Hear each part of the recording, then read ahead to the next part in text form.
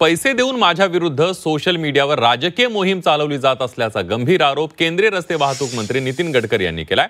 राजकीय दृष्ट्या मला लक्ष्य करण्यासाठी पैसे देऊन केलेली मोहीम चालवण्यात आली असा आरोप गडकरींनी केलाय। मात्र यावेळी गडकरींनी मोहीम चालवणाऱ्यांचा नामोल्लेख करणं टाळलेलं आहे। ऑटोमोबाईल मॅन्युफॅक्चरर्स सोसायटीच्या वार्षिक अधिवेशनामध्ये पेट्रोलमध्ये इथेनॉल मिसळण्याबाबत विचारलं असता गडकरी यांनी ही प्रतिक्रिया दिली आहे। या प्रकरणामध्ये शहरी नक्षलवाद्यांचा हात आहे का असा सवाल सांस्कृतिक मंत्री आशिष शेलार यांनी केलाय। तर या प्रकरणाची चौकशी व्हावी असं उपमुख्यमंत्री एकनाथ शिंदे यांनी म्हटलेलं आहे।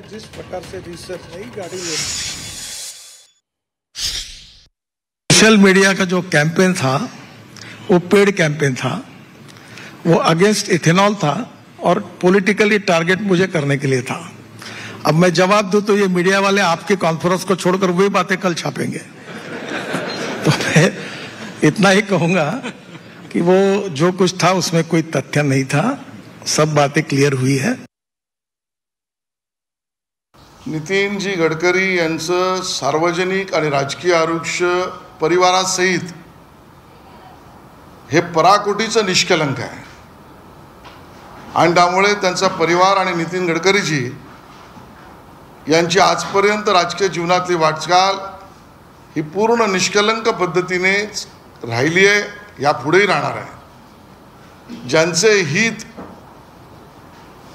ज्याला आपण म्हणू व्यावसायिक हित, हे त्या ठिकाणी दुखावले जातात, अशी मंडळी एखाद्या समाजहितासाठी घेतलेल्या निर्णयाच्या विरोधासाठी विरोध करण्याचा प्रकार करतात, हे आजपर्यंत आपण पाहिलं आहे। आणि त्यामुळे नितीनजी जर हे म्हणाले असतील तर त्यात तथ्य आहे।